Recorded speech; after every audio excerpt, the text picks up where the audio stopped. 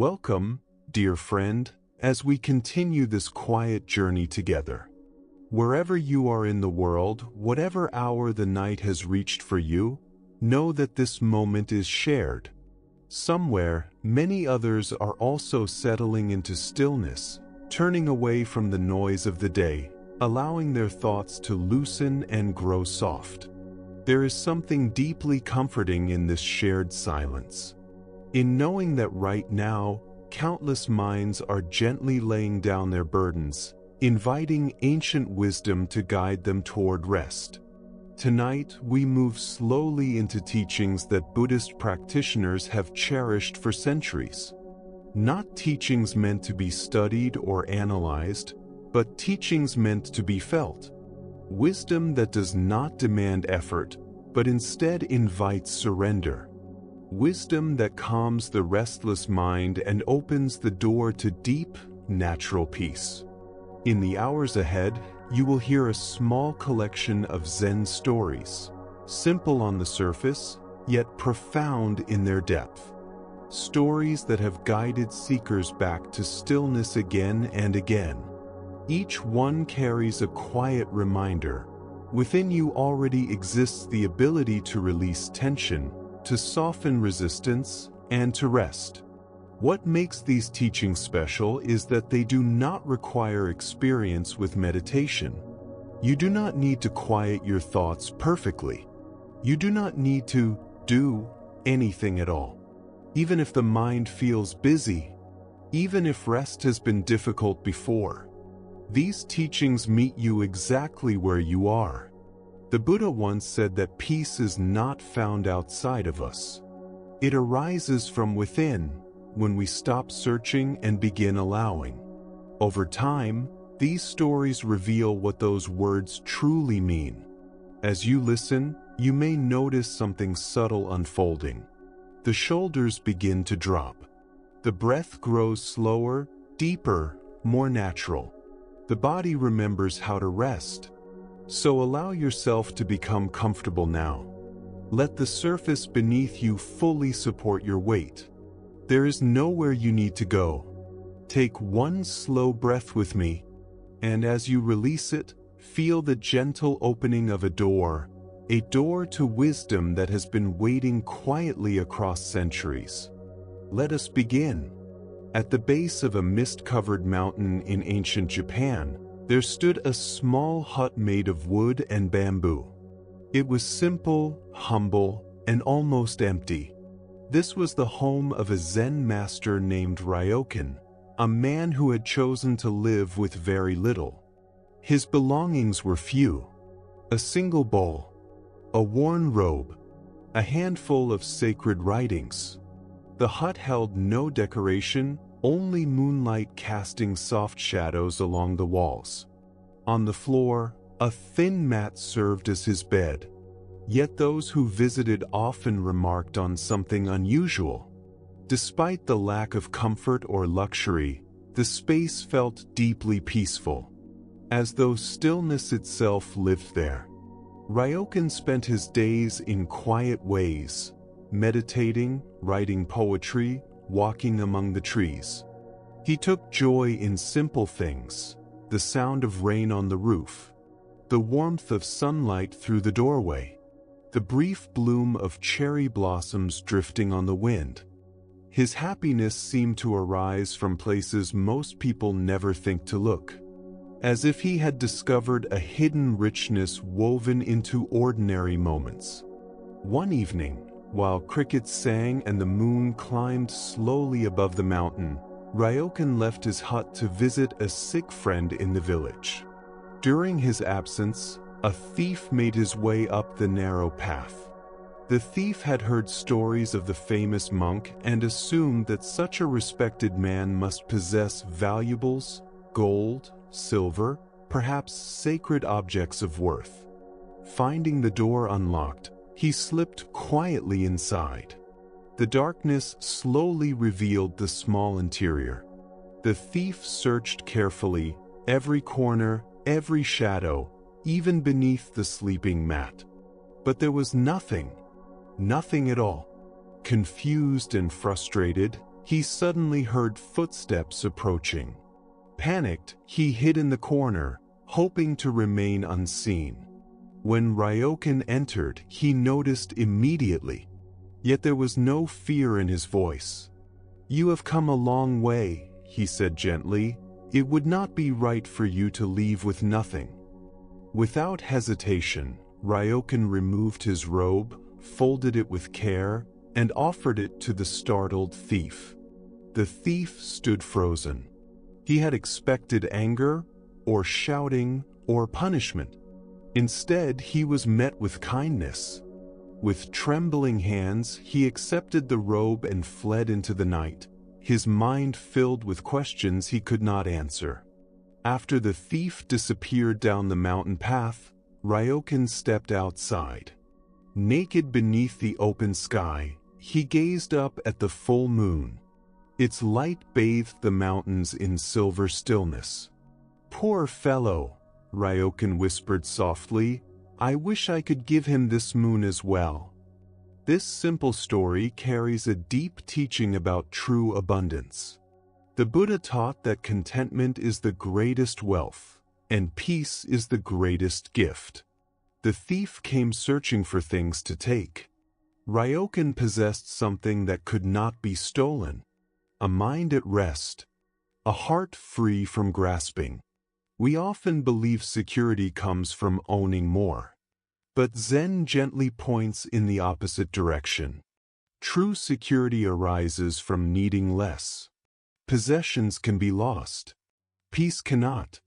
The moon above Ryokan symbolizes what Buddhism calls our Buddha nature, the quiet, complete awareness already present within us.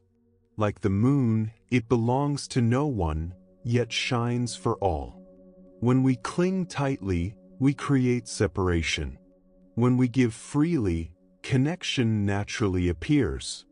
The Buddha once said that if we truly understood the power of generosity, we would never let a moment pass without sharing in some way. Giving does not diminish us. It reveals us. Tonight, as you rest here, you do not need to give anything away. Simply notice what is already present. The breath moving gently through your body. The awareness listening to these words. The quiet sense of being. This is the wealth that cannot be taken. Better than many words is a single moment of peace. And this peace is available when we stop reaching and allow ourselves to rest in what we already are.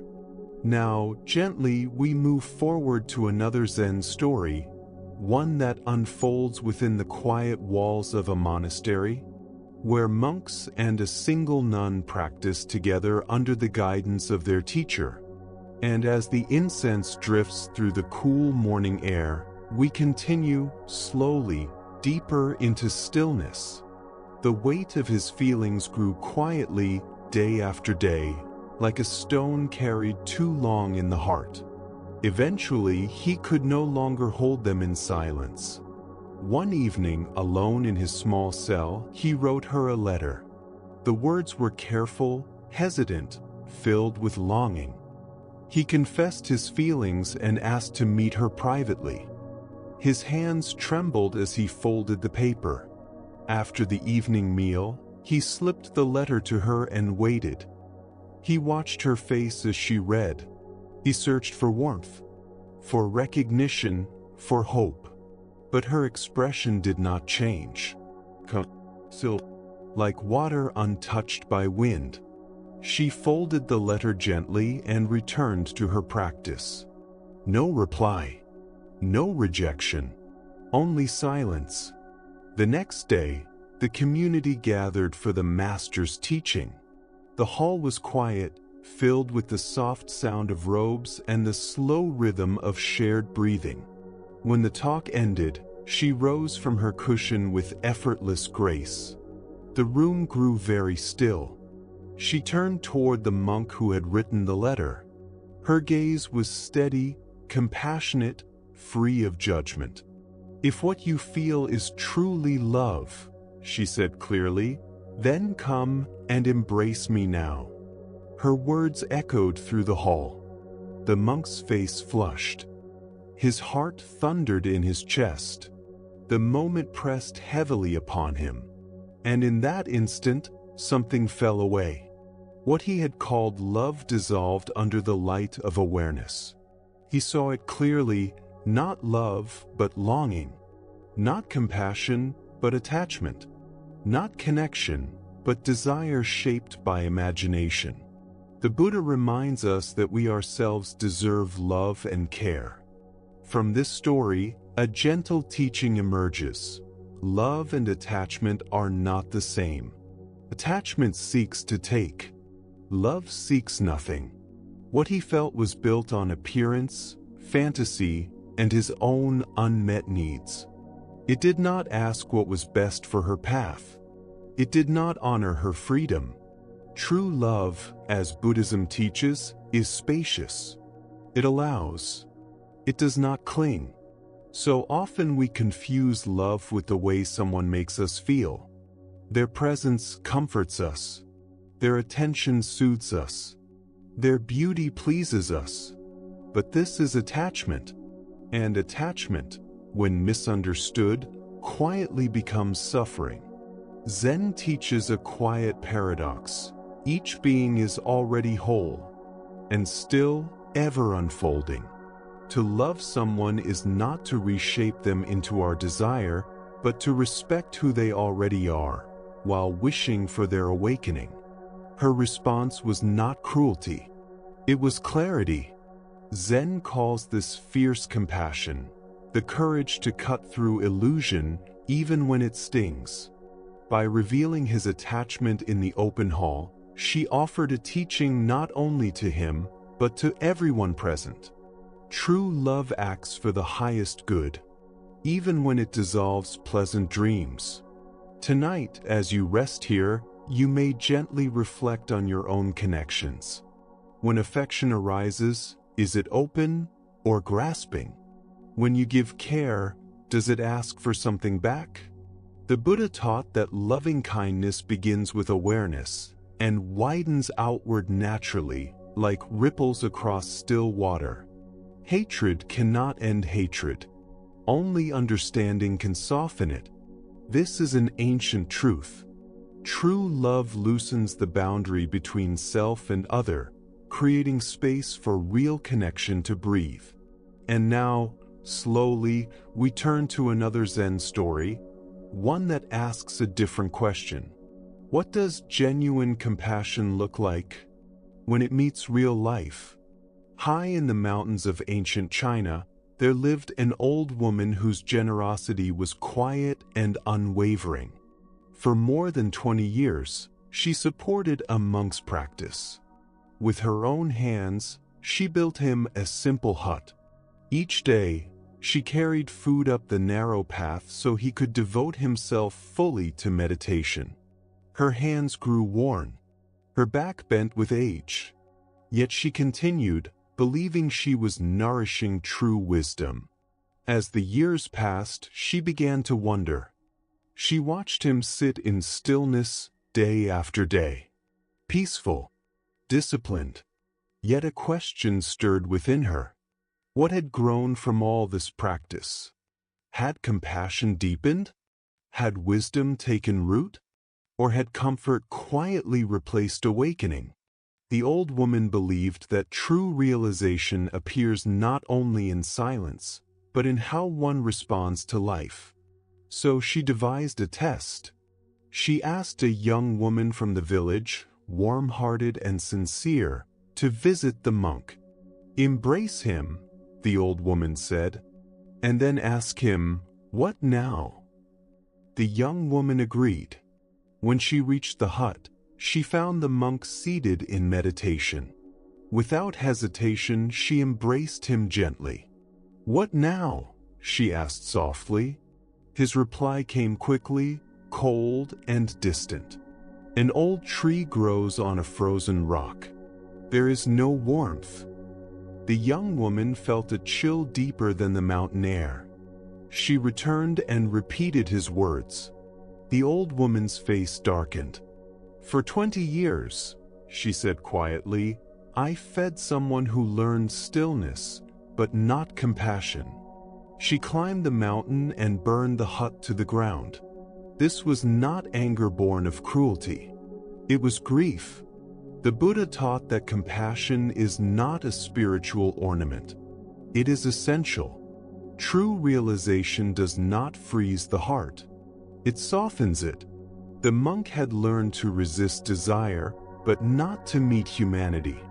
Detachment without warmth becomes emptiness. Silence without care becomes distance. Zen warns against hiding behind spiritual words to avoid real engagement. To study the path is to study the self. To forget the self is to be lived by life itself. Practice should open us, not close us.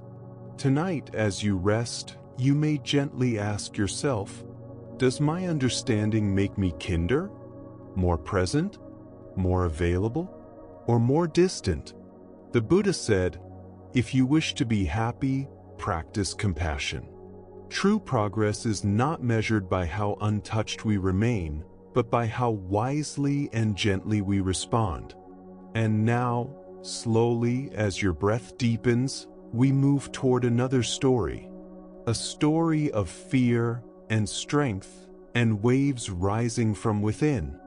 Whenever he sensed the gaze of others upon him, something inside would quietly collapse. The strength that lived so naturally in his body would fade like mist at sunrise. His muscles tightened. His breath became shallow and uneven. Thoughts of doubt and self-awareness crowded his mind. In public matches, even those he had trained himself could overcome him. Students he defeated easily in private would throw him to the ground when people gathered to watch. This contradiction troubled him deeply. He knew his strength was real. He had felt it, proven it. Yet when it mattered most, it vanished. Each public loss left a heavier weight in his heart. Gradually, he withdrew from competition, hiding within the safety of solitary training. But retreat did not bring peace, only quiet frustration. At last, Onami sought guidance. He had heard of a wandering Zen teacher named Haku, known for insight that reached beyond words. When Haku arrived at a nearby temple, Onami went to him at once. He bowed deeply and spoke honestly. "In private, I am strong," he said softly. "In public, I am weak. My body does not change, yet my spirit abandons me. I do not understand why." Haku listened without interruption. He looked beyond the trembling voice and saw the strength hidden beneath fear. "Your name," Haku said slowly, "means great waves. Stay here tonight," the teacher continued, "and forget that you are a wrestler. Imagine instead that you are those waves, vast, powerful, unstoppable. You are not someone who fears.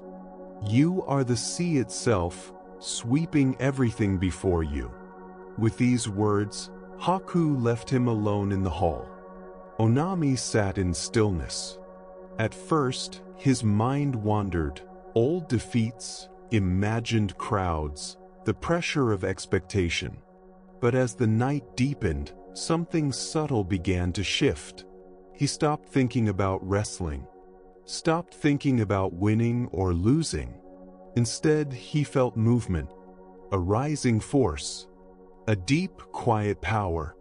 In his awareness, waves began to form, slow at first, then immense.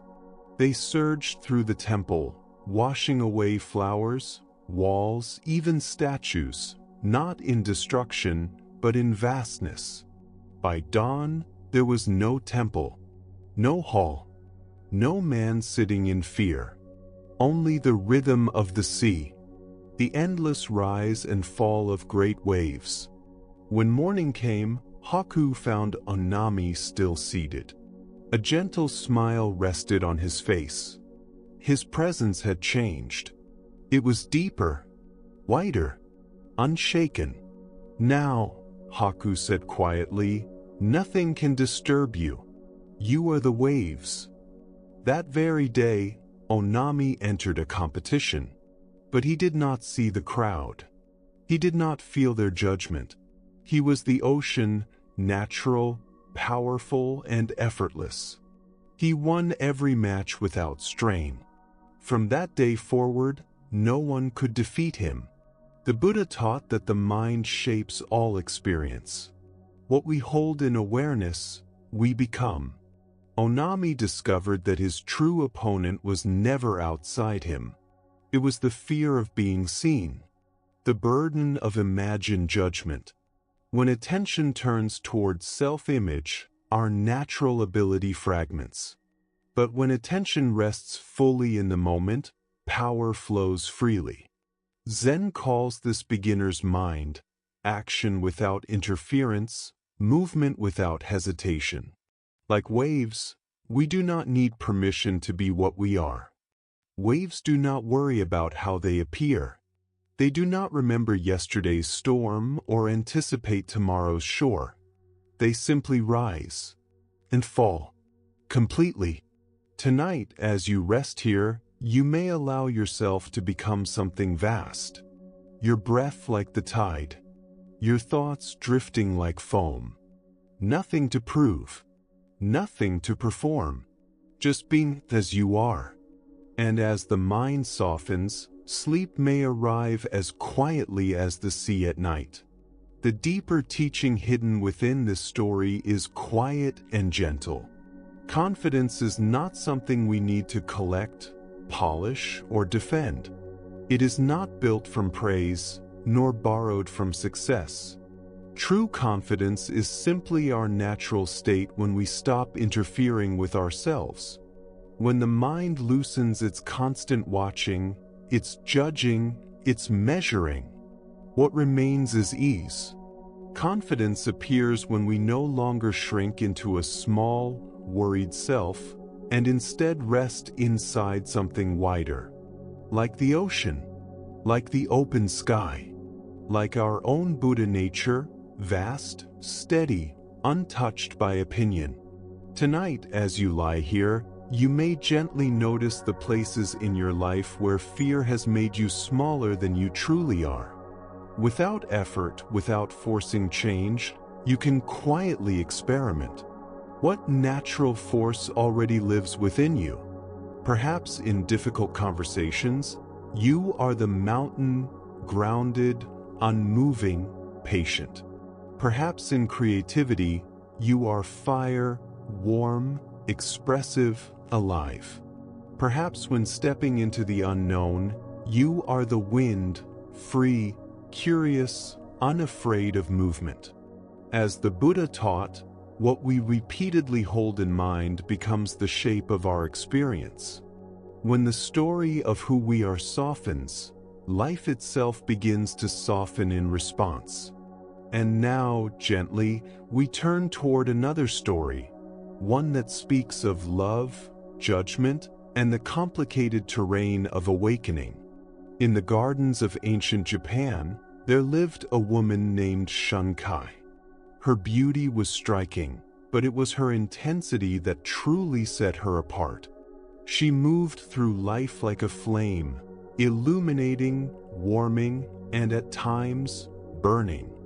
Her eyes carried depth and longing, tenderness and fierce determination intertwined. From a young age, her life was shaped by struggle. She was forced into marriage against her will, treated as property rather than person. Something hardened in her then, not bitterness, but defiance. When the marriage ended, she turned toward learning with passion, studying philosophy, searching for meaning that went deeper than social roles or expectation. Love followed her everywhere, not simple love, but consuming love. She fell in love with ideas, with people, with existence itself. Yet no matter where she went, rest remained elusive. Eventually, her hunger for truth led her to Zen. She hoped ancient wisdom might offer what intellect alone could not. But even within temple walls, old patterns resurfaced. Her presence stirred desire, conflict, attachment, the very things monks sought to transcend. And yet, beneath the disturbance, many recognized her sincerity. In a small subtemple in Kyoto, Shunkai finally felt seen. A monk became her companion in practice, guiding her through the discipline of Zen. For a time, passion and practice found balance. But the abbot, a man strict in precepts and form, valued purity over complexity. Jealousy began to grow, quietly, invisibly, until rumors spread. Words, once released, move faster than truth. Shuenkai's companion was expelled. She herself was cast out. Standing in the courtyard with few belongings, she felt rejection again, but this time anger rose with it. That night, consumed by fire within, she burned the temple. In the morning light, ashes remained. Years in prison followed. Even there, she was misunderstood, desired, judged, feared. When she was released, the world offered no refuge. Zen communities turned away. Family disowned her. She grew ill and poor. Only late in life did she find quiet peace, through a simple practice of calling upon boundless compassion. She died young, her life unfinished, her potential unrealized. Yet before dying, she wrote her story. And through those words, truth surfaced. Those who had judged her wept in regret. As the Buddha taught, truth cannot remain hidden forever, like the sun, like the moon. Shuenkai's life reveals something uncomfortable. Spiritual communities often struggle to hold what is messy, intense, human. Her mistake was not her love, but lacking guidance to transform it. The community's mistake was not discipline, but the absence of compassion. In Japan, broken pottery is sometimes repaired with gold, making cracks part of the beauty. Shunkai was never given that gold. Tonight, as you rest, you may gently reflect. Can you see the longing beneath difficult behavior?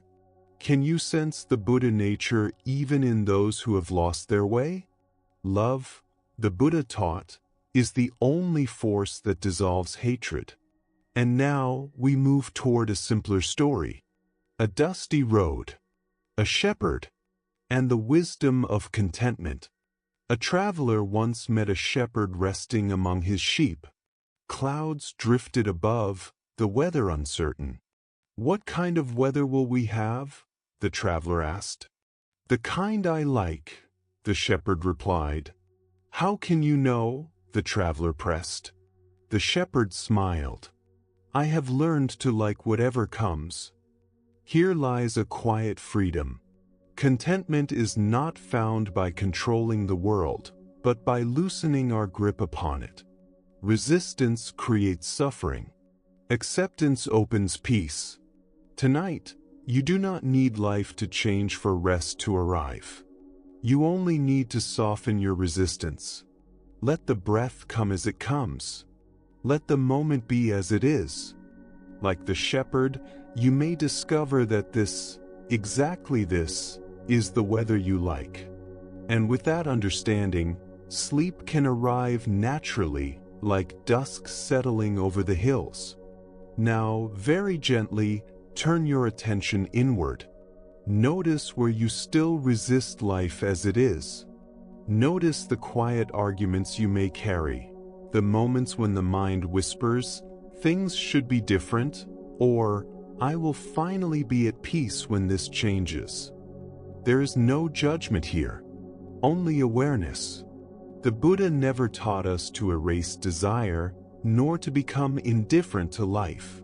He taught us something subtler. Suffering does not arise because we care. It arises when we tie our inner peace to the demand that the world behave according to our preferences. Attachment is not love. Attachment is a condition we place on happiness. The shepherd loves his sheep. He seeks shelter when storms approach. Yet his peace does not collapse when the weather shifts. His contentment rests deeper than outcomes. Tonight, as you allow the day to settle, both its ease and its difficulty, you may quietly ask yourself, is there a place within me that can remain at rest even when circumstances move? What if contentment is not waiting in a better future, but is already present, right here, through a gentle change in how you see? As the Buddha taught, happiness does not depend on what you possess, nor on the story of who you think you are. It depends on the quality of your mind in this very moment. When we stop insisting that life meet our expectations, something loosens, something opens, and in that opening, life becomes livable, just as it is. Now, with this understanding softly held, we turn to another story, a story about seeking and about where true finding begins. At the foot of towering mountains, in a wide and bustling stone quarry, there lived a master sculptor. For decades, his hands had shaped marble and granite, revealing forms that seemed to breathe from within the stone. As he walked among the massive blocks each morning, the rising sun cast warm light across the quarry, and he would pause, placing his palms against the cool surface. "There," he would murmur, "a guardian waits inside this stone. And there, a saint longs to emerge." His reputation spread far and wide, not because of speed or force, but because of his sensitivity. He claimed he did not create statues, he simply removed what did not belong. He called this ability seeing the true nature of the stone. Yet on this particular morning, his heart felt heavy. For more than 40 years, he had searched for one thing above all others, the perfect block from which to carve a final masterpiece, a statue of the Buddha. He had traveled endlessly, consulted experts, sent workers to the most remote quarries. Still, the stone he sought never appeared. Now, with age settling into his bones and strength slowly fading, he feared his life's work would remain unfinished. Seeking comfort, he visited a small Zen temple near his home. The temple was simple, a quiet courtyard, a single stone well at its center. Bowing deeply, the sculptor spoke. "I have searched my entire life for the perfect stone to reveal the Buddha, and I have failed." The old Zen priest listened silently, his eyes gentle and clear. Then he smiled. "No problem," the priest said. The sculptor blinked, surprised. "You know where it is?" he asked, hope trembling in his voice. "Of course," the priest replied, and lifted his hand. He pointed across the courtyard. "To the well." The sculptor hurried forward, leaned over the stone rim, and looked down into the still, dark water. There, staring back at him, was his own face, lined by time, marked by longing, softened by decades of searching. In that quiet reflection, understanding dawned. The Buddha taught, if you cannot find the truth where you stand, where else do you expect to find it? What we seek most desperately is rarely hidden in distant places or perfect conditions. It rests in the very awareness that is doing the seeking. So often we search everywhere, except within. We examine the world, our circumstances, our future, but forget to look at the one who is looking. The sculptor had studied countless stones, yet never considered that his own consciousness was the perfect material. Zen teaches that awakening is not about becoming, but about recognizing. As one master said, "Your ordinary mind, this is the way." The well represents stillness, the place where striving dissolves and seeing begins. When we stop searching outward and turn gently inward, we discover something simple and profound. The seeker and what is sought are not separate. Tonight, as your thoughts grow quieter, you may notice this same truth. The awareness listening to these words, the gentle curiosity, the longing for peace, this, too, is Buddha nature. As the Buddha said, "Look within. You are the Buddha." The masterpiece you have been waiting for is not delayed by missing materials. It waits only for recognition. And now we move to another teaching, one that reveals the difference between resistance and flow. In a mountain village, where a swift river cut through ancient stone, there lived an old Taoist sage. Each day he walked beside the water, watching how the current danced around rocks and bends. The villagers noticed him often, quiet, attentive, as if the river were speaking and he alone could hear. One afternoon, dark clouds gathered suddenly. Rain fell hard. The river swelled, its calm surface turning wild and forceful. The current rushed toward a tall waterfall, plunging into a rocky gorge below. Everyone knew the danger. Anyone swept into those waters would surely perish. Caught by the storm, the old man slipped on the muddy bank and fell into the raging river. The villagers cried out in terror, running helplessly along the shore as the current carried him toward the falls. They watched in horror as he disappeared over the edge. All hope vanished. Yet moments later, far below, they saw him emerge, alive, unharmed, walking calmly to the shore. Water streamed from his clothes as he sat down peacefully, as if nothing unusual had occurred. "How is this possible?" they asked in disbelief. The old man smiled softly. "I survived," he said, "because I did not fight the water. When the current pulled me down, I went down. When it spun, I spun with it. I did not try to control the river. I allowed myself to move as the river moved. I became like water." In this way he lived. The villagers fell silent, understanding they had witnessed a living teaching. As the Buddha taught, all things change. Nothing remains fixed. When we resist this truth, we suffer. When we flow with it, we are carried. And now, as your breath deepens, as the body softens, you may let yourself rest, not by forcing stillness, but by allowing life to move as it moves. Like water, like breath, like sleep arriving on its own. Slowly, naturally. Here, in the quiet understanding of the river, we begin to see something simple and profound.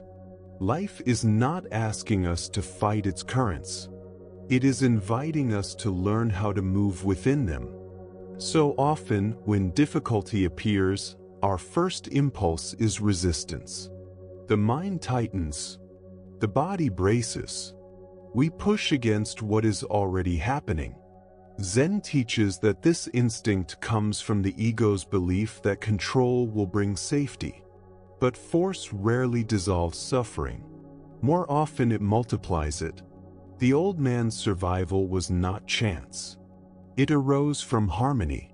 He understood something essential. Existence is movement. Change is not the enemy. Resistance is. When we stop demanding that life follow our personal script, hidden possibilities begin to appear. Energy once wasted in struggle becomes available for clarity, creativity, and wisdom. You might gently reflect now, where, in your own life, are you pushing against what cannot be changed? How much of your strength is spent fighting the current, rather than learning how to swim. Zen does not teach surrender as weakness. It teaches skillful adaptation. The old man did not abandon his will to live. He did not give up awareness or intention. He simply changed his relationship to the force around him. Instead of opposing the water, he partnered with it. In daily life, we face the same choice again and again. In relationships, in work, in moments of uncertainty or loss, we can attempt to control, to force outcomes, to bend people and circumstances to our expectations. Or we can meet what is present with intelligence and softness, discovering new paths that resistance cannot reveal. An old Zen saying reminds us, water is gentle, yet it shapes mountains. What appears soft can outlast what is rigid. The Buddha taught that hatred is never healed by hatred, only by understanding and compassion. This truth extends beyond anger to all forms of inner opposition. Most problems are not resolved by direct confrontation, but by seeing clearly and responding wisely. As you rest here tonight, bring to mind one situation that has been creating tension. Ask gently, where am I trying to force the river to turn? What would it mean to flow without losing myself? Sometimes the most direct path forward does not move through obstacles, but around them. In the end, the Buddha reminded us, only three things truly matter: how deeply we have lived, how sincerely we have loved, and how gracefully we have learned to let go. To flow with life is to release the illusion of total control while strengthening our ability to respond with wisdom. Like water, you can be yielding and powerful, gentle and persistent, soft and unstoppable. And now, as your breathing slows, we turn to another teaching, one that reveals how subtle negativity can quietly shape a lifetime. This is the lesson of the monastery and the monk who never stopped complaining. High in the mountains, far from the noise of the world, stood a monastery known for its deep silence and disciplined practice. The monks there believed that unnecessary words scatter the mind. So they took a vow of silence, sometimes lasting many years, allowing stillness to become their teacher. Yet there was one exception. Every 10 years, each monk was permitted to speak exactly 2 words to the head monk. Nothing more. This small opening acknowledged that occasionally, something essential might need to be expressed. A young monk entered this monastery with sincere intentions. He bowed deeply, embraced the schedule of meditation and work, and committed himself to the path. But beneath his silence, restlessness grew. The bed felt too hard, the food too plain, the days too demanding. After 10 years, he stood before the head monk for his first chance to speak. The elder looked at him with calm, welcoming eyes. "Bed hard," the monk said. The head monk nodded gently. "I see." No correction, no argument. Another decade passed, but instead of softening, the monk's dissatisfaction deepened. His silence was filled with complaints that echoed endlessly in his mind. When the next opportunity arrived, he returned to the head monk. "Food bad?" he said. Again, the elder replied calmly, "I see."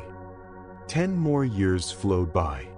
The monk's practice had not freed him. It had sharpened his discontent.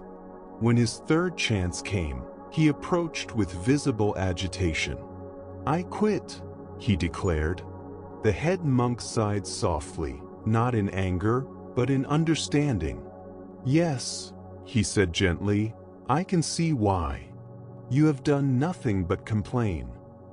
The Buddha taught, "What we think, we become." This monk spent 30 years polishing dissatisfaction instead of releasing it. Zen reminds us that we often carry our habits into every environment, then blame the world for what arises within us. Even silence cannot bring peace to a mind that clings to complaint. As you rest now, there is nothing to fix. Simply notice.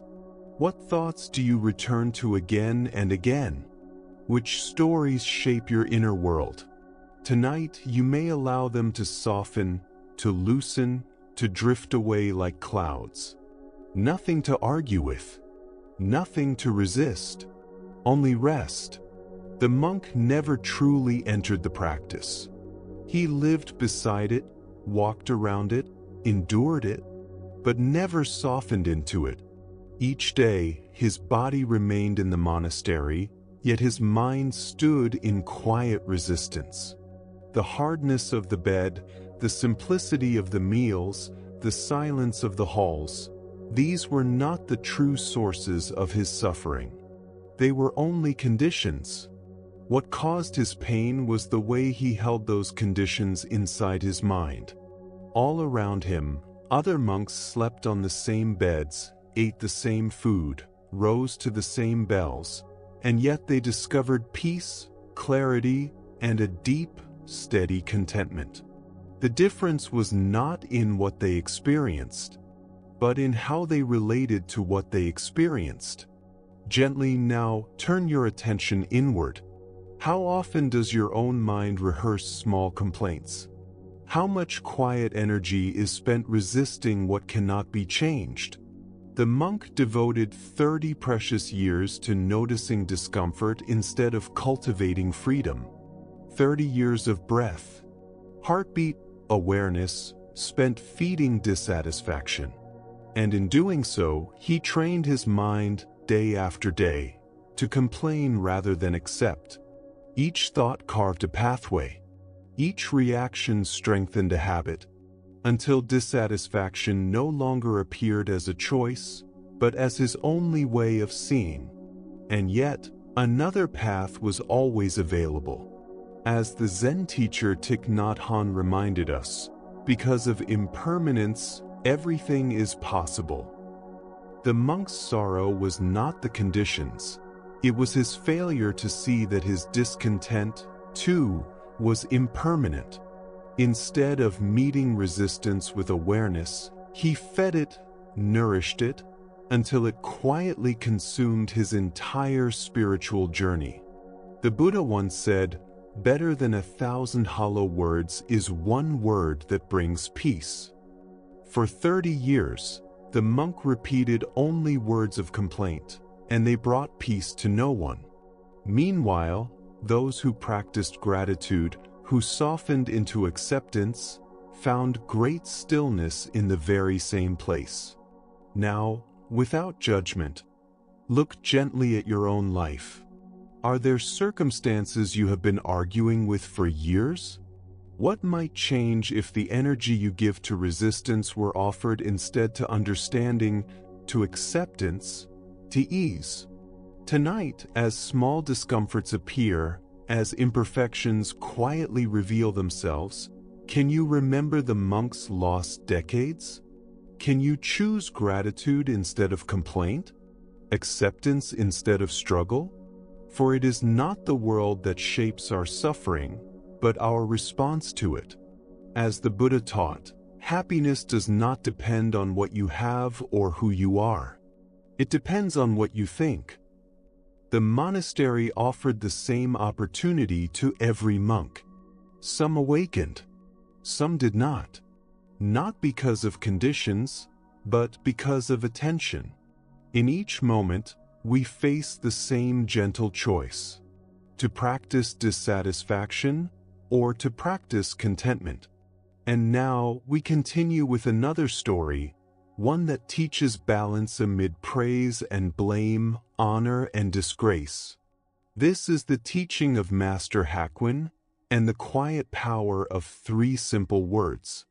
Master Hakuin lived in a small village where he was deeply respected for his wisdom, his compassion, and his steady presence. For many years, he was known as a teacher who had moved beyond ordinary human weakness, a living example of the path. People came to him with burdens, questions, and unspoken pain, trusting in his clarity. In the same village lived a young woman from a respected family. When she became pregnant outside of marriage, a wave of shame spread quickly through the community. Her parents demanded answers. At first, she remained silent, protecting the one she loved. But as anger and pressure grew unbearable, fear overtook her wisdom. And in that moment, she named the one person she believed could endure the storm. She named Master Hakwin. When her parents confronted him, they expected outrage, denial, defense. Instead, he listened calmly. And when their accusations ended, he spoke softly. "Is that so?" Nothing more. The village erupted with judgment. Reverence turned to suspicion. Praise dissolved into blame. Students left. Support vanished. His reputation collapsed overnight. When the child was born, the parents placed the infant into Hakwin's arms. "This is yours now," they said. Again, he simply replied, "Is that so?" And he accepted the child. He fed the baby, held it through sleepless nights, cared for it with tenderness and patience. Those who once honored him now turned away. Yet his heart remained steady. Months passed, and the young woman, watching an innocent man suffer for her lie, could no longer bear the weight. She confessed. Her parents rushed to Hakwin, ashamed, apologetic, bowing deeply. They asked for forgiveness and for the child's return. Hakwin listened, and as he gently placed the baby back into their arms, he said only, "Is that so?" From this story arises a quiet, powerful truth. Peace does not depend on how we are seen. Freedom does not rely on fairness. Zen teaches us to cultivate an inner center that remains unmoved, whether praised or blamed, honored or misunderstood. Hakwin was not passive. He was unattached. Unattached to reputation, to status, even to being right. His worth came from within. As the Buddha taught, you will not be punished for your anger. You will be punished by your anger. Hakwin spared himself that additional suffering. He met life without resistance. Now, as you rest here, breathing slowly, allow this question to settle gently within you. Where can you loosen your grip? Where can you respond instead of react? Between what happens and how you respond, there is space. In that space, peace lives. As the Buddha reminded us, peace comes from within. Do not seek it elsewhere. And now, with the breath soft, the body heavy, and the mind quiet, you may rest. Let the teachings sink below thought, below effort, into sleep. True spiritual growth is not revealed by how gently life treats us, but by how softly we meet whatever arrives. It is shown in our ability to remain compassionate when misunderstood, to remain dignified when overlooked, and to remain peaceful even when the world fails to recognize our worth. This quiet steadiness, this inner calm, is the true measure of awakening. And now, let us continue with a story that reveals the transforming power of fearlessness and unconditional compassion. One quiet evening, as twilight slowly painted the sky with fading gold and deep violet, Zen Master Shikiri Kojin sat alone in his humble dwelling. The air was still. A single candle flickered softly, its warm light moving gently across the walls. Shikiri recited ancient sutras, his voice slow and rhythmic, each word flowing like breath, each breath like a prayer. His mind rested fully in the present moment. Then, without warning, the silence was broken. The door burst open. A desperate man rushed inside, his clothes torn and dirty, his breathing heavy, his eyes wild with fear. In his trembling hand was a sharp sword, catching the candlelight. He had chosen this place believing it would be easy. A monk would not resist. "Money or your life?" the thief demanded, his voice shaking with fear disguised as threat. But Shikiri did not look up. He continued reciting for a few quiet moments more, then spoke gently, as if addressing a small interruption. "Please don't disturb my practice," he said calmly. "If you need money, it's in that drawer." He gestured softly toward a wooden chest and returned immediately to his chanting. The thief stood frozen. No fear, no pleading, no anger, only calm. Confused, almost embarrassed, he lowered his sword and opened the drawer, gathering a handful of coins.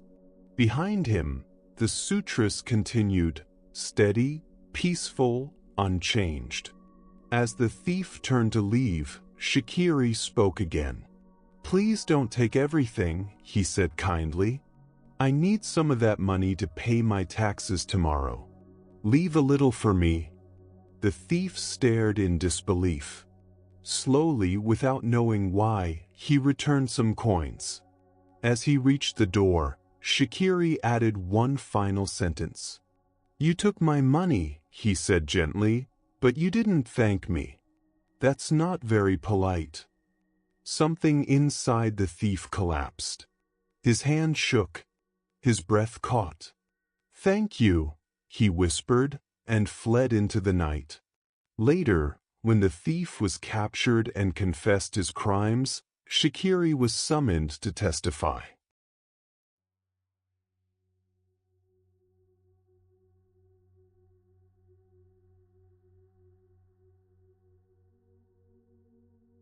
The officials expected anger, demands for punishment, stories of terror. Instead, the master spoke simply. "He did not steal from me. I gave him the money freely, and he thanked me." The thief wept, not from fear, not from shame, but from recognition. For the first time, he had encountered love without conditions. After his release, he returned to the master and asked to become his student. Under patient guidance, he learned fearlessness, compassion, and peace. In time, his life transformed.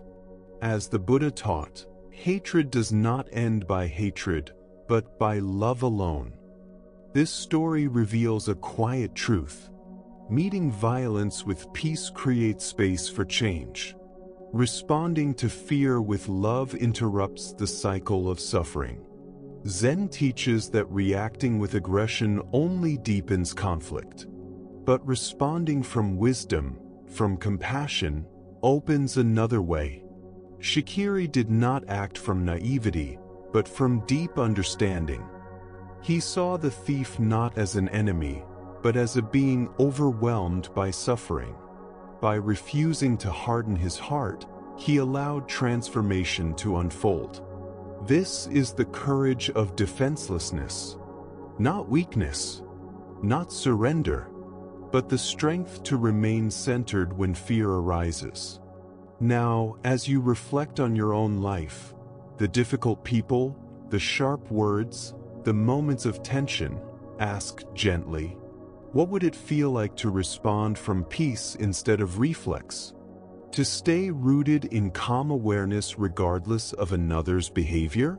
Between stimulus and response, there is space. In that space, freedom lives. And now, we turn to another Zen encounter, one that points directly to the nature of truth itself. Long ago in China, there lived an emperor deeply devoted to the Buddhist path.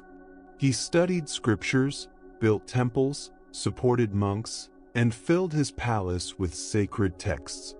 When he heard of a Zen master whose wisdom surpassed doctrine, he summoned him at once. The emperor prepared carefully, certain his understanding would be recognized. When the master arrived, he appeared ordinary, simple robes, quiet presence. The emperor asked, "What is the highest truth of the holy Buddhist teaching?" The master answered softly, "Vast emptiness. Nothing holy." The room fell silent. Confused, the emperor asked, "Then who are you?" The master replied, "I do not know." And with that, all concepts fell away. As the Buddha said, "Those who think they know do not know." Now, let these stories settle gently. There is nothing you must understand, nothing you must achieve. Only this breath, slow, soft, and complete. Rest now. Let go and sleep. Those who know that they do not know are the ones who truly know. This quiet paradox rests at the very heart of Zen. True understanding does not begin with gathering more ideas, but with seeing clearly where ideas fall short. Often, our spiritual search becomes another form of grasping. We collect teachings, insights, beautiful words, as if awakening were something to be owned. But truth cannot be possessed. It cannot be held by thought. When the master spoke of vast emptiness, he was pointing towards sunyata, not a concept, but a living reality. Emptiness does not mean that nothing exists. It means that nothing exists in the solid, separate way the mind imagines. All things arise together, dependent on one another, without a fixed core. When the master said there is no trace of holiness, he was not denying the sacred. He was dissolving the line between sacred and ordinary. For the moment we seek holiness, we imply that this moment is somehow lacking. Yet completeness has always been here. Notice now how gently this teaching touches your own journey. Have you seen how the mind tries to capture insight? How it wants to label, store, and repeat experience. And each time it grasps, presence slips away. The emperor was sincere. His years of study were not wasted, but knowledge had become a veil. The master's words, "I do not know," point to don't know mind. Not ignorance, but openness. A mind unburdened by certainty. From this openness, clear action arises naturally. In a world that prizes answers, saying, "I don't know," feels like weakness. But in Zen, it becomes a doorway. The expert mind sees what it expects. The beginner's mind sees what is. Tonight, as you rest here, what would it feel like to set aside everything you think you know? To rest in not knowing. To feel the spaciousness that opens when nothing needs to be filled. As the Buddha taught, in the sky, there is no east or west. People create distinctions and then believe them to be true. The emptiness the master revealed is wide and open, holding all possibilities, limited by none. And in recognizing this emptiness as our true nature, we discover a simple miracle. This moment, just as it is, lacking nothing. Now we turn to another story, one that reveals the difference between technical mastery and true mastery of self. This is the lesson of the archer and the bridge. There once was a young man who devoted his life to the bow. Day after day, in sun and rain, he practiced with absolute focus. His technique became flawless.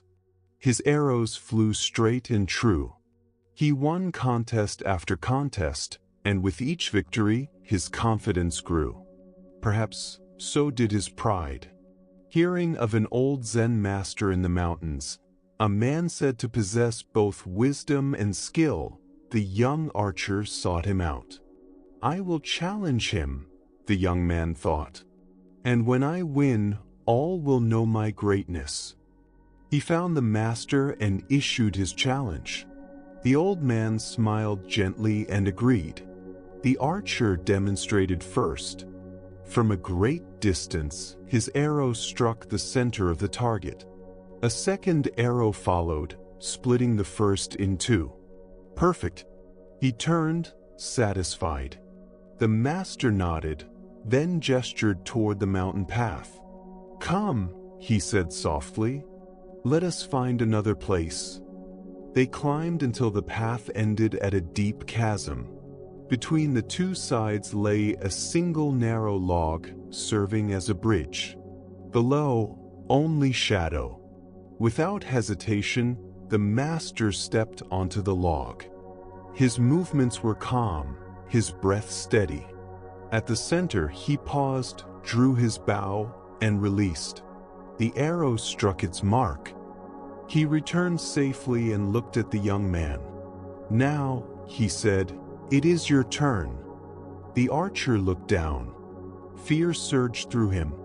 His hands trembled. His breath collapsed. The skill he trusted vanished in the face of fear. He could not step forward. The master watched kindly. You have mastered the bow, he said gently.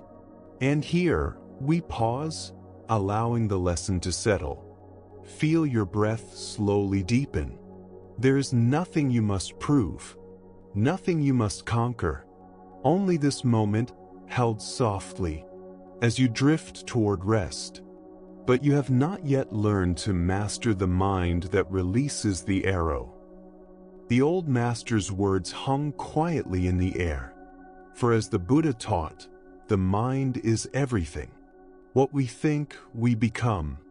Here lies the true difference between skill of the hand and skill of the heart. We often confuse technical ability with true mastery. Zen gently reminds us that outer accomplishment without inner steadiness is fragile. We become excellent in safe conditions, where the ground is solid, the target familiar, and fear kept at a distance. But when uncertainty enters, when the ground narrows, when risk becomes real, the untrained mind trembles. The young archer's talent was real, but it depended on comfort. The moment fear arose, his skill dissolved. Not because he lacked ability, but because his center was unsteady. This is not failure. It is insight. Zen practice cultivates unshakable presence, the ability to remain rooted even when the bridge sways. Fear does not disappear. Challenge does not vanish. But awareness remains. The master's arrow did not need to be more perfect. It needed only to arise from stillness. As the Zen teaching says, the unborn mind meets every situation. This is confidence that does not rely on control, but on trust in presence. One action from true balance carries more weight than countless actions born from ego. Life itself is the narrow bridge. Uncertain, sometimes frightening. True mastery is not perfect aim, but steady balance. And now, we turn to another story, one that speaks of choice, responsibility, and the quiet power we hold in every moment. A young student once grew tired of his teacher's calm replies. He believed the old master only spoke in riddles to appear wise. So he devised a test. One morning, he caught a small bird and hid it gently between his palms. Its tiny heart fluttered warm and fast. Approaching his teacher, he asked confidently, "Master, tell me, is the bird in my hands alive or dead?" He felt certain he had created an impossible question. If the teacher said alive, he would crush the bird. If the teacher said dead, he would release it. Either way, he believed victory was his. The master did not rush. He did not peer. He simply looked deeply. Then he smiled softly and said, "The answer is in your hands." The student froze. In those few words, the trap disappeared. The truth became clear. The bird's fate had never belonged to the teacher. It had always been his. Slowly, the student opened his hands. The bird paused, then flew into the open sky. The Buddha taught, all that we are arises with our thoughts. With our thoughts, we make the world. Every moment, life places something in our hands. A word, a response, a choice.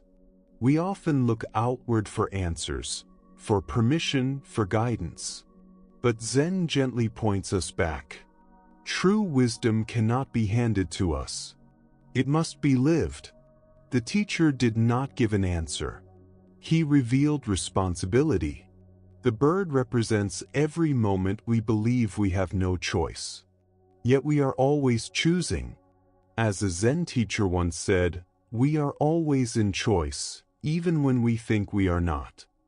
Now, as your breath softens, as the body grows heavy, feel your hands resting. Empty. Open. There is nothing you must decide tonight. Nothing you must solve. Only this moment, held gently, as sleep slowly arrives.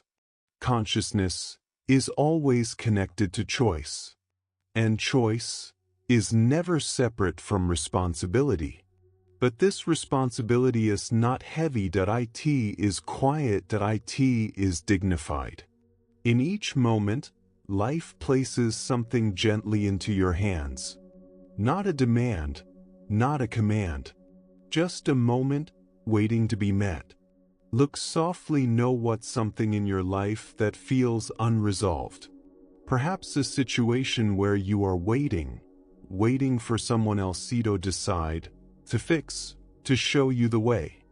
Notice how the body responds to that waiting. And now, without judgment, feel what shifts when you recognize that the power to respond has always been here. Not power over the world, but power within awareness. The Buddha reminded us that the mind shapes experience, not by force, but by direction. Each thought, each intention, each small action is like the student's hands holding the bird. In every moment, something delicate rests there.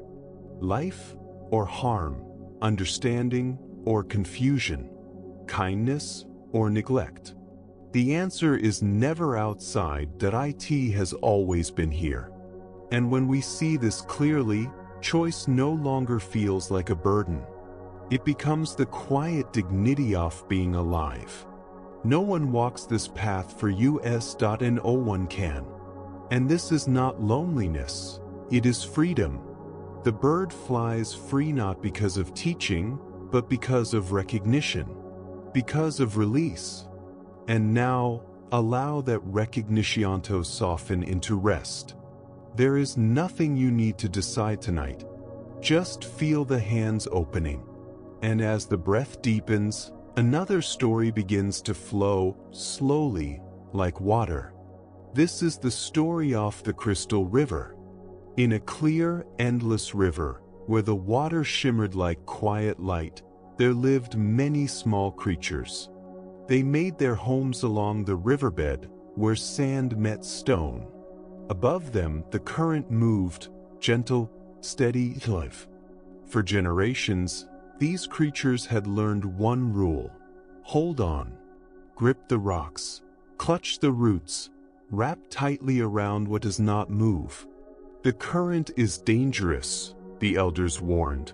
It will take you away from what you know. And so they held, and held, and held. But one small creature began to feel tired. Not tired of effort, but tired of stillness. Day after day, he watched the water above, how it moved without strain, without fear. While others complained of aching limbs from constant gripping, he wondered what it might feel like to trust. One quiet morning he spoke. I am tired of clinging, he said gently. I cannot see where the river goes, but I feel it knows. If I hold on forever, he whispered, I may never truly live. Fear rippled through the village. Let go, they cried, and you will be destroyed. But the decision had already settled. The creature released the stone. At first, there was chaos. He was tumbled, turned, struck against rock after rock. Pain arose. And still he did not reach out. Slowly, something changed. The river lifted him. The bottom fell away. The pain softened. And suddenly, he was no longer fighting the current. He was moving with it. Carried, supported, alive. Downstream, others saw him pass. They cried out in awe, calling him a savior, a miracle. But as he drifted by, he spoke calmly. I am no different from you. The river lifts us all, if we allow it. Still they held tighter. And when he disappeared around the bend, they began telling stories, not of trust, but of miracles. Zen teaches us gently. You only lose what you cling to. We hold tightly because we believe the known is safe. But life is movement, and resistance creates the very suffering we fear. Tonight, as the body grows heavy, notice where you are holding. A thought about tomorrow, a memory from yesterday, an image of who you think you must be. Nothing needs to be forced open. Just notice. Water does not argue with the mountain. It flows. And when we stop fighting what is already moving, we discover ease. The Buddha said, let go of what is past. Let go of what has not yet come. Let go of what is arising now. And rest. The current you feared was never here to destroy you. It has always been carrying you home. And as the mind settles and the breath slows, we will soon drift into another teaching, one that speaks of truth and contradiction, and the quiet mirror off the mind itself. But for now, rest here. Held, carried, safe. When the hermit stepped out of his cave, time seemed to pause. After so many years of silence, to meet another human face felt like meeting the world again. As they spoke, he discovered something unexpected. This traveler, too, had once studied under the same great master. Joy arose. How rare, the hermit said softly, to meet a fellow student. Please tell me, what do you remember of our teacher's greatest teaching? His voice carried both warmth and quiet pride. For 20 years, he continued, I have lived with his deepest insight, that Buddha is one's own mind. The traveler smiled. Recognition flickered in his eyes. Yes, yes, he replied gently. The master spoke often of that. Then, with the same calm certainty, he added, but he also said this, again and again, Buddha is not your mind. The world shifted. The hermit stood still, as though the mountain beneath his feet had moved. 2 decades of devotion, 20 years of contemplation, and now, from the mouth of another student of the same teacher, the exact opposite. No argument arose. Only silence. In that silence, a deeper teaching began to breathe. Zen reminds us that the finger pointing to the moon is never the moon itself. Words are not truth. Teachings are not reality. They are directions, temporary, skillful, meant to be released. Why do we hold so tightly to the shape of a teaching when what it points toward has no shape at all? Zen masters often speak in contradictions not to confuse, but to free. Not to offer answers, but to dissolve the mind's hunger to cling. Buddha is your mind, turns the seeker inward. Buddha is not your mind, loosens the grip on even that insight. Both are medicine. Neither is meant to be swallowed forever. The hermit had not been wrong, only finished with that teaching without knowing it. As Zen teaches, even understanding must be released. One teacher said, "The wise let go of their thoughts, not of what they see." The Buddha himself warned, "Do not believe words because they are ancient or spoken by authority. Test them in your own life. See if they bring clarity, kindness, freedom. If they do, use them. And when they no longer serve, set them down gently." Truth does not live inside concepts. It breathes before thought. Tonight, as your body rests, notice any beliefs you are holding. Even beautiful ones. Even helpful ones. Can they soften? Can they rest? Like hands opening in sleep. The moon does not need defending. It shines on its own. And now, as the mind grows quiet, another story emerges. One about habit and how meaning can fade while forms remain. This is the story of the monastery cat. High in the mountains, there stood a peaceful monastery where monks gathered each evening as the sun slipped behind the peaks. Twilight was their sacred hour. In the meditation hall, silence deepened like still water. But the monastery had a cat. A loud one. Each evening, just as the monks settled into stillness, the cat would appear, meowing, toppling bowls, wandering wherever attention wished to rest. Night after night, concentration dissolved. Some monks tried patience. Others tried kindness. Nothing worked. Finally, the old teacher spoke. Before meditation, he instructed, they would gently tie the cat in the corner of the hall. Not in anger, not as punishment, simply as a practical solution. And it worked. Meditation returned to silence. The cat rested. The monks practiced. Years passed. The teacher died. The monks continued everything exactly as it had been, including tying the cat. No one asked why. It was tradition.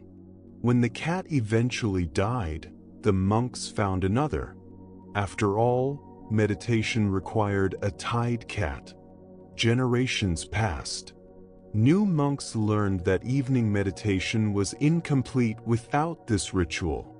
Centuries later, scholars wrote long texts on the spiritual symbolism of tying a cat during meditation. They debated its meaning, its sacred origins, its hidden wisdom, all while forgetting the simple reason it began. Zen smiles gently here. Forms remain. Meaning fades.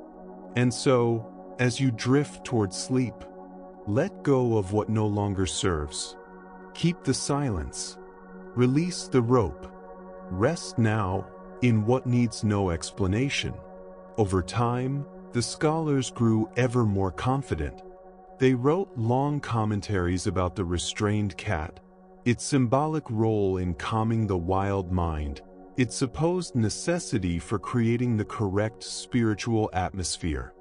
Layer upon layer of meaning was placed upon a simple rope. Yet the Buddha once cautioned, do not believe something only because it has been repeated or preserved across generations. This story gently reveals how easily a practical response can harden into empty ritual when its original purpose is forgotten. Why do we continue certain actions long after their usefulness has passed? Simply because they feel familiar.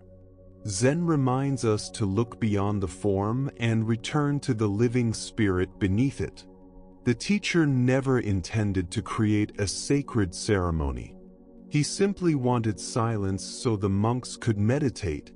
But what began as skillful means slowly became tradition, then doctrine, then something defended without understanding. The cat was never the teaching. stillness was. Yet over generations, that distinction faded. The Buddha once said, "My teaching is like a raft, meant for crossing the river, not for carrying on your back forever." When we cling to the raft, we forget the shore. In your own life, there may be customs, routines, or rules you follow automatically. Some may still serve you. Others may simply remain because no one has questioned them. This applies not only to spiritual practice, but to family traditions, workplace habits, and the quiet rules you place upon yourself. True wisdom is not rigid. It listens. It adapts. It knows when to let go. Tonight, as the body softens and the mind slows, you may gently ask yourself, which forms in my life still support peace? And which ones can now be released? Let the question rest. No answer is required. And now, as the breath deepens, another story unfolds. A story about honesty and the quiet strength of not knowing. This is the teaching of the Emperor and Master Buddha. The Emperor of Japan, accustomed to authority and clear answers, invited the Zen Master Buddha for a private audience. He came with sincere curiosity, questions about life, death, and what lies beyond understanding. Seated in the formal hall of state, the Emperor spoke plainly. "Tell me," he asked, "what happens to an enlightened person after death?" He expected something profound, a vision of rebirth, cosmic union, or hidden realms of awareness. Master Buddha listened quietly. Then he replied, "How should I know?" The Emperor was startled. "You are a great teacher," he said. "Surely you must understand such things." Buddha answered without hesitation, "Yes, but I am not a dead one. Nothing more."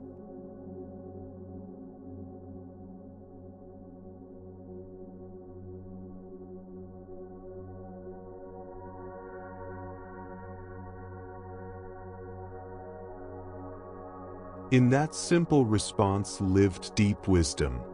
The Buddha taught that true understanding begins with recognizing the limits of what we know. Buddha did not speculate. He did not perform wisdom. He spoke only from direct experience. This is the humility at the heart of Zen. Why do we so often expect definitive answers to questions that cannot yet be known? Why do we pressure ourselves to appear certain, instead of resting in honest not knowing? Zen draws a clear line between lived insight and imagined knowledge. Buddha's answer was not ignorance, it was integrity. In daily life, we often pretend to know about the future, about others' lives, about outcomes still unfolding. Yet there is great peace in saying quietly, "I do not know." Tonight, as you drift closer to sleep, you are invited to rest in that openness. Nothing to explain, nothing to solve. Just this breath, this moment, and the gentle freedom of not needing answers. Rest here.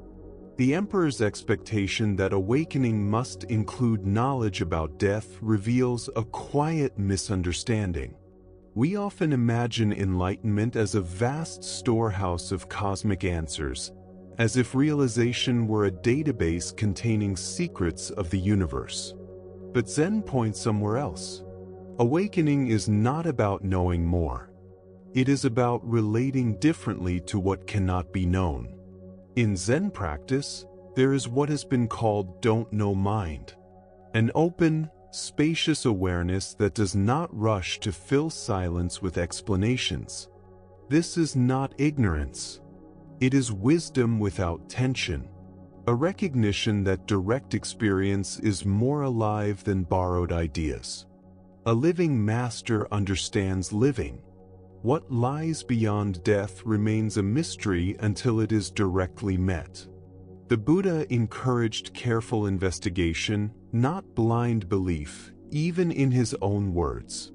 Buddha's simple honesty reveals a great freedom, the freedom to release opinions about everything. How much energy is spent imagining futures that have not arrived? How much unease comes from pretending certainty where none exists? Tonight, you may gently notice where you hold answers to protect yourself from uncertainty. What would soften if you could say quietly, "I do not know," without fear? The emperor sought knowledge about death from someone fully alive. Yet wisdom does not live in answers about tomorrow. It lives in meeting this moment completely. The mystery of death is not honored by solving it, but by living truthfully in its presence. As you rest now, and thoughts slow, you may allow questions to remain unanswered. They do not need resolution to let you sleep. And now, another story flows forward. A story about true power. Not power that impresses, but power that is quietly present. This is the story of the miracle of ordinary living. At Ryumen Temple, a Zen master sat before a hall filled with students. Evening light filtered through the windows. The room was still. Words were simple. Attention was deep. Then, a disturbance rose at the back of the hall. A visiting priest, agitated and competitive, stepped forward. He spoke loudly of miracles, of teachers who could write sacred words across rivers, through empty air. Turning to the Zen master, he challenged, "Can you do such a thing?" The room grew silent. The master looked at him without irritation, without pride. Then he smiled. "Perhaps your teacher could," he said gently, "but that is not the way of Zen. My miracle," he continued, "is that when I am hungry, I eat. When I am thirsty, I drink. Nothing more." The hall fell into a deeper silence than before. The priest had asked for magic. The master offered reality. Zen reminds us that true power does not dazzle. It rests. We search for the extraordinary while overlooking the quiet wonder of being alive. Breathing without effort. The heart beating without instruction. Water becoming relief. Food becoming strength. These are not small things. They are the miracle. Yet we rush past them, seeking visions, seeking signs, seeking something else. Zen teaches that enlightenment is not elsewhere. It is here. Consciousness itself is the wonder. The fact that you can feel, hear, rest, and drift into sleep, this is already extraordinary. You do not need to become special. You only need to arrive. Tonight, as your body grows heavy and your breath slows, you may simply notice the miracle of resting. Nothing to achieve, nothing to prove. Just this life quietly happening. The way is not in the sky. It is in the heart. And now, you may rest. Our next story flows gently onward, revealing a freedom that does not come from gaining anything new, but from recognizing what was never born and can never die. This is the teaching of freedom from birth and death. In a quiet monastery garden, where cherry blossoms drifted softly on the spring air, a devoted student named Gashu approached his teacher, the Zen master Yu. For many years, Gashu had practiced diligently. He sat in meditation each day.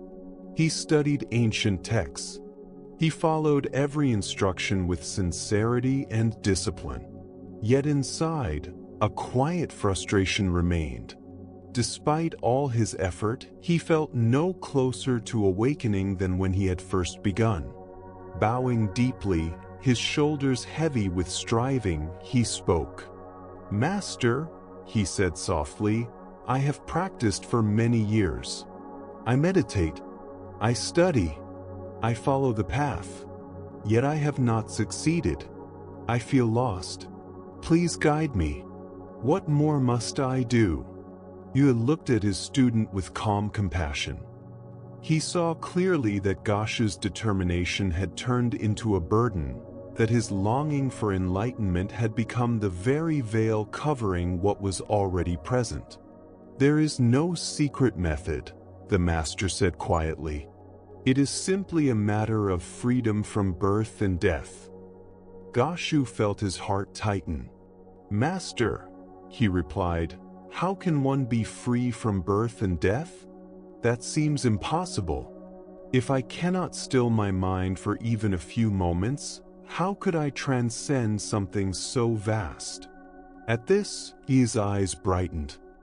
He raised his voice slightly and said with sudden clarity, your every passing thought is birth and death. In that moment, something opened. It was as if a veil fell away. Gashu saw that what he had been seeking as a distant goal was already unfolding in his direct experience.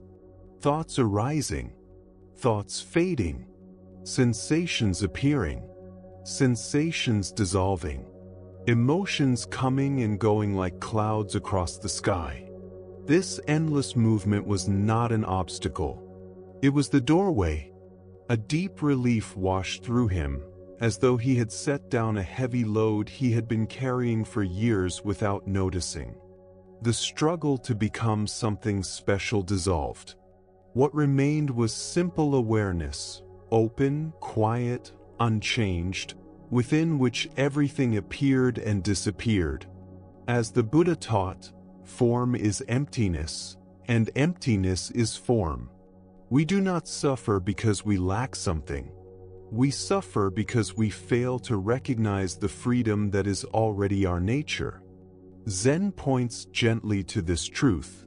We mistake ourselves for the contents of awareness rather than the awareness itself. Every thought is born. Every thought dies. Every emotion arises from nowhere and returns to nowhere. This constant birth and death is not a problem to escape. It is life flowing. When we identify with the flow, we feel anxious and unstable. When we recognize ourselves as the space in which the flow appears, we discover deep peace. As Zen Master Huangbo taught, ordinary mind is the way. Awakening is not hidden in special states. It is the simple knowing of whatever state is present. The awareness that knows confusion is the same awareness that knows clarity. Spiritual seeking often creates false divisions. This thought is spiritual, that thought is not. But the sky does not divide clouds into sacred and ordinary. Tonight, as thoughts rise and fade within your awareness, you may gently notice. They are born. They pass away. And yet, something remains unchanged. You are not the thoughts. You are the awareness in which they come and go. As the Buddha said, all conditioned things are impermanent. Freedom is not found by perfecting the conditions, but by recognizing the unconditioned awareness you already are. And now, another story unfolds, a story about transforming our relationship with suffering. This is the teaching of the salt and the lake.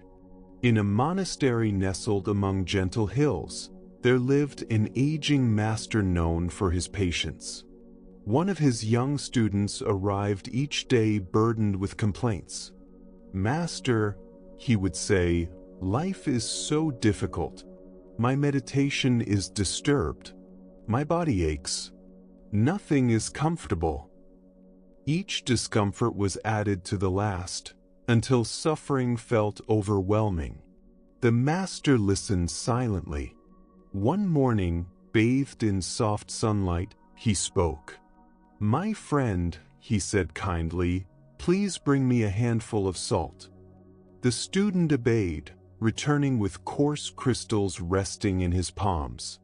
The master placed a small glass of water before him. Put the salt in the glass," he said, "and drink." The student hesitated, but complied. The taste was sharp, bitter, almost unbearable. "How does it taste?" the master asked. "Terrible," the student replied. "Too bitter to endure." The master smiled gently. "Good," he said. "Now come with me." Together, they walked in silence to the edge of a clear mountain lake. The water stretched quietly before them, still and vast, like a living mirror. The sky rested upon its surface so completely that it was hard to tell where earth ended and heaven began. After a long moment of silence, the master spoke. "Now," he said softly, "place the salt into the lake." The apprentice stepped into the shallow water. He opened his hands, watching the white crystals scatter, sink, and disappear. No trace remained. "Drink from the lake," the master said. The young man cupped the cool water in his palms and brought it gently to his lips. It was fresh. Pure. "How does it taste?" the master asked. The apprentice smiled in surprise. "Clean," he said. "Refreshing."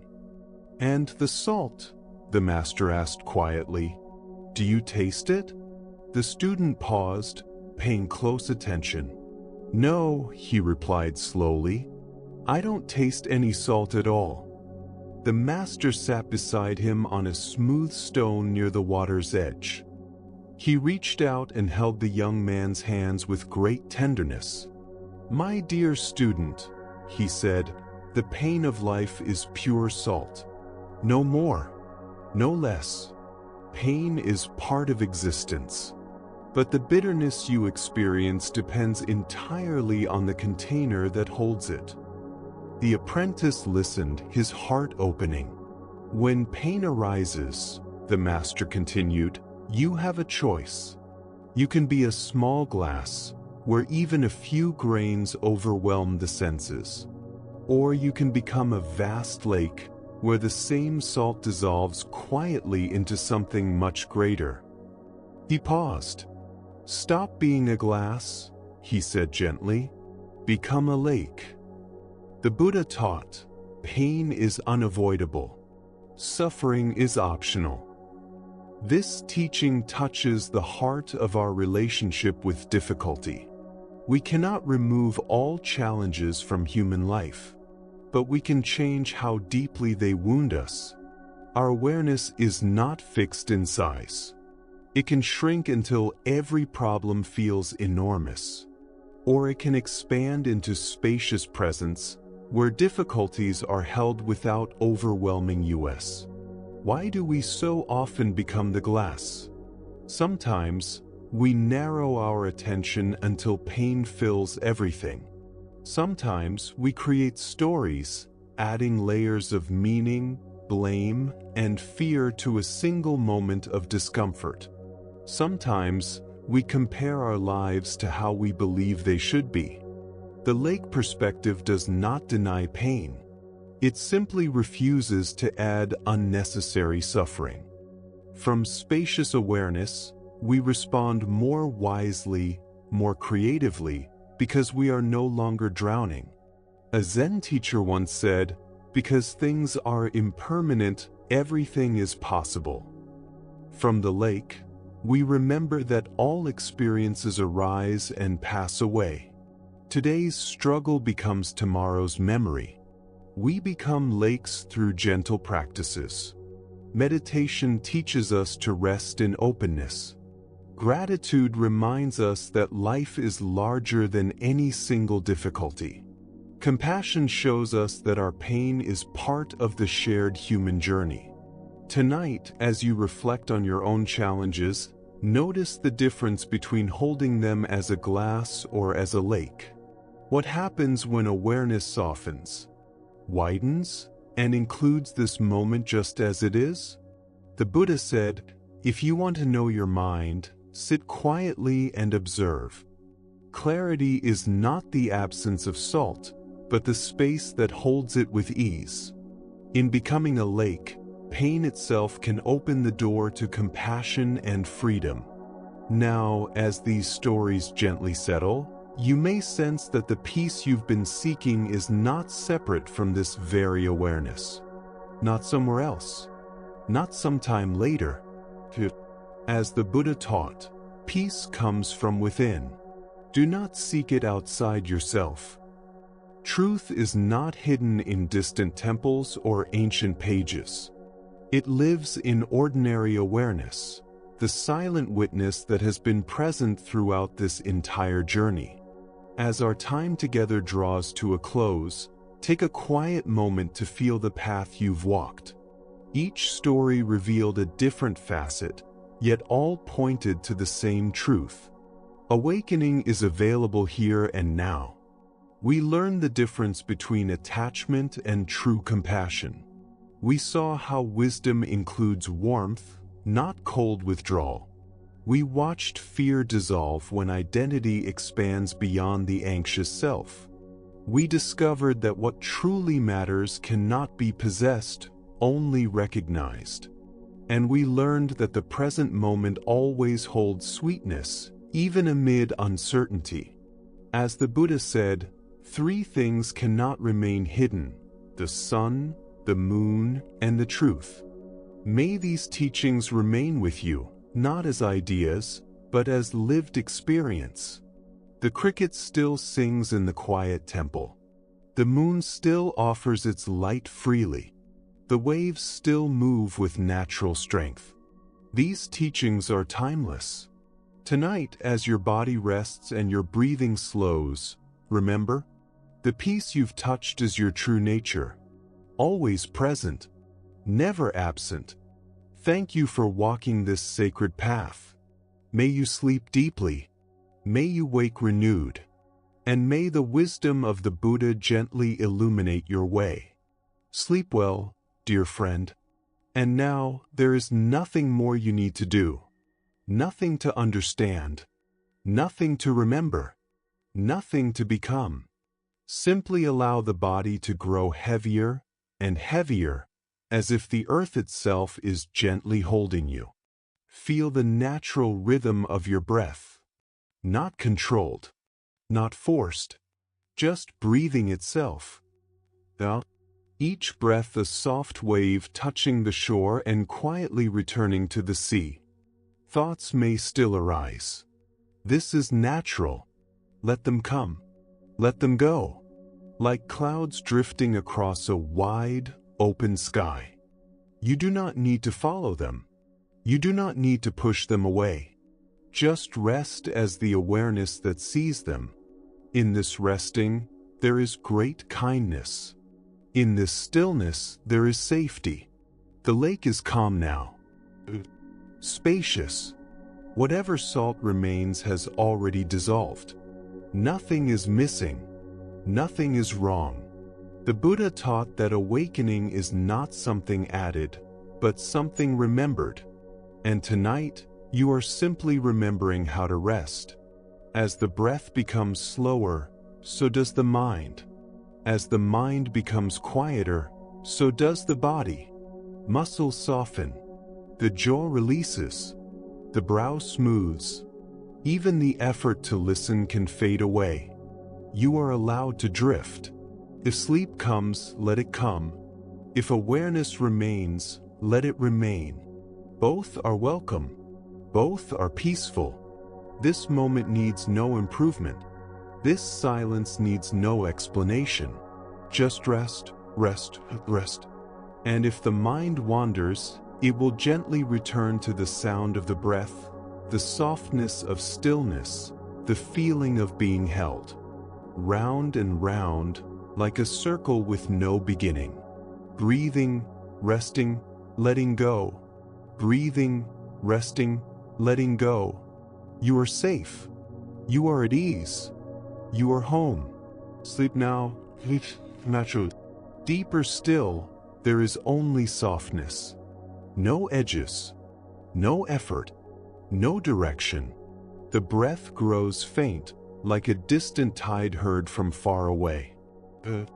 Even the sense of breathing can begin to dissolve, leaving only quiet presence. The body no longer needs to be held together by thought. It knows how to rest. It remembers. Arms heavy, legs warm, the heart steady and kind. Awareness widens not outward, but inward, like sinking gently into a deep, calm lake where nothing disturbs the surface. Thoughts may still flicker, soft sparks, but they lose their meaning. They cannot pull you. You do not follow. You do not resist. You simply drift below their reach. Here, time loosens its grip. Moments blur into stillness. Stillness deepens into peace. Nothing is being watched. Nothing is watching. Only rest, natural, complete. If a sound appears, it passes through you. If a sensation arises, it fades like a dream. You do not need to wake for it. You do not need to name it. The mind bows. The body sleeps. As a monk lays down his robe at night, you lay down the weight of the day. Every worry returns to the earth. Every question rests unanswered. And this is enough. In this quiet there is trust. Trust in the body. Trust in the breath. Trust in the silent wisdom that has always known how to sleep, how to heal, how to begin again. Now there is nothing left but sleep itself, soft, undisturbed, like the moon reflected on still water, present without effort. Rest now, dear friend. May your sleep be deep. Your dreams be gentle. May you wake with a light heart and a clear mind. And until then, there is only silence, only peace, only rest.